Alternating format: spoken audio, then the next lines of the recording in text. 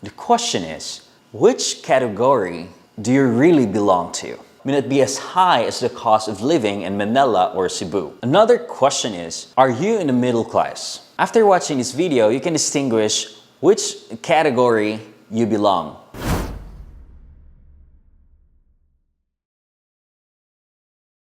Welcome to our YouTube channel. It's me, Roger, and welcome to Roger&Ismi vlog. So today's video is all about who are the rich, middle class, and poor in the Philippines. So which category do you belong to? Before I start, daghang salamat sa inyong pagigugma o pagsuporta sa among channel. Thank you so much for the love and support, guys. And if you're new to this channel, don't forget to click like, share, and subscribe. And hit the bell icon for new uploads or new videos. In the Philippines, according to the most recent research done by the PSA or Philippine Statistic Authority, only 3 out of 20 households belong to the middle class population, and with 3 out of 5 of them residing in urban areas. The middle class plays within the gap between the poor and the rich. And based on these numbers, that lines to be a lot thinner than what many of us perceive. The middle class is basically defined as socio-economic group between the affluent and the poor. Now, in a more financially focused definition, the middle class is made up of those people who have the ability to choose their lifestyle because they have this enough resources to do so without compromising their basic needs. In economics, this socioeconomic class is a crucial benchmark of a country's economic standing. Thus, it is crucial for every country to have a wider base of the middle class than other classes. While defining who is rich and who isn't can be straightforward to the layman. Now, defining who lingers in between these two contrasting classification isn't as easy. The question is, which category do you really belong to? How much do you earn and spend? Primarily, the overall household income is a determinant of an individual's socioeconomic standing, especially in the Philippines, where the classification is mostly associated with finances. Now, according to the data from the Philippine Institute for Development Studies, the income classes for an average household of 5 are as follows.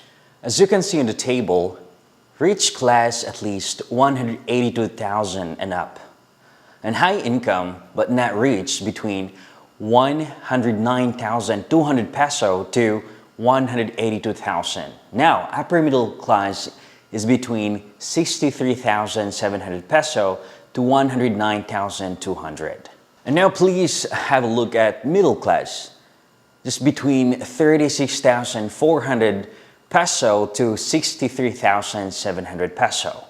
And lower middle class is between 18,200 to 36,400 peso. Low income but not poor between 9,100 peso to 18,200 peso. And poor less than 9,100 peso. Now, another indicator that would factor as a determinant of socioeconomic classification is the family expenditure. Now, the ratio of the overall household expenses to the monthly income. For this one, we will be gleaning from the earlier Philippine Statistic Authority the data where the classifications are grouped into these 3 segments. First is the high income, middle income, and the low income groups, and each representing their respective socioeconomic classes. And please have a look at on the table. Now, according to the breakdown of the family expenditure on average, the middle income earners spend 34% of their income on food and 13.9% on home or rent, 9.8% on transportation, 7.7% on utilities, 5.9% on education, and 21.9% on others, which can include savings, recreation expenses, and other likes. Now, do note that this data can only be used as a baseline for the classification as it only represents a family of 3. Assets and properties are also not taken into account in the earlier study gathered by the Philippines Statistic Authority. The expenditure figures, however, may vary from one region to another as the cost of living in the Philippines differs greatly per region. Now, the cost of living in Davao may not be as high as the cost of living in Manila or Cebu. Another question is, are you in the middle class? Now, based on the data from the different sources above, for a family to be considered as part of the middle class, they must meet the following criteria. First, a household income of approximately 63,700 to 109,200 per month.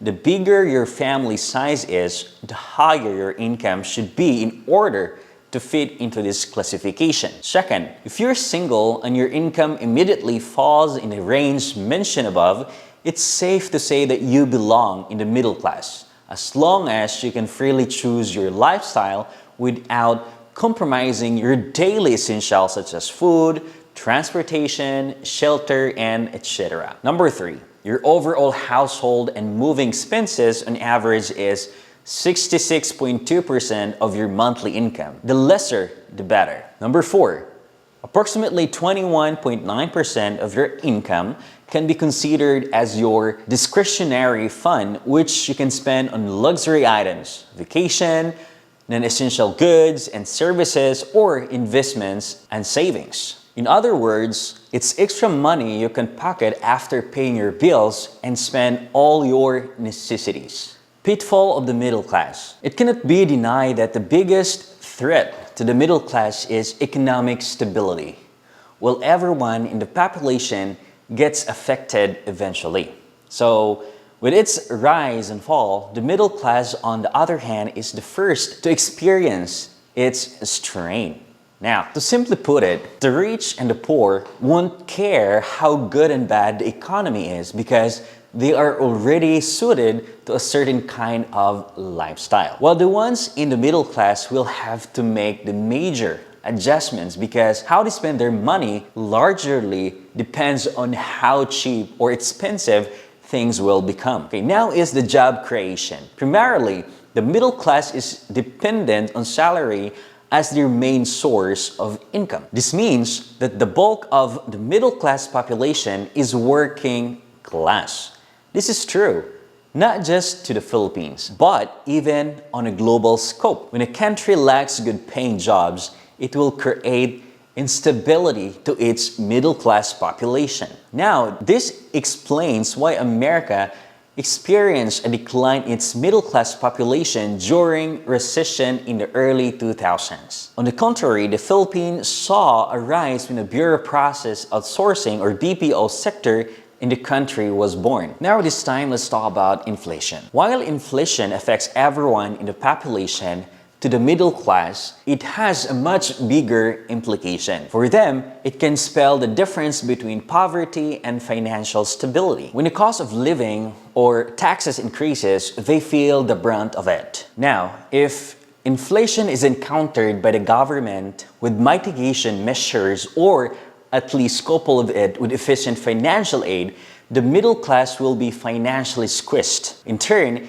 it will push back most of the population from the lower end of the socioeconomic spectrum beyond poverty line. Inflation without any economic intervention is basically how you pull down the middle class sector of a country. Now, let's talk about social safety nets. Efforts of the government to provide financial aid to the people are channeled through agencies such as PhilHealth, Pag-ibig, and SSS. Now, the benefits that these agencies provide offer major financial assistance to the middle class, mainly because it's mostly this sector that's actively funding these programs. For one, Pag-ibig is the most accessible means for the poor and middle class to purchase a home. Compared to banks, Pag-ibig is highly exclusive of all socioeconomic classes, even to the poor. If financial assistance from the government becomes inefficient, it's the spending capability of the middle class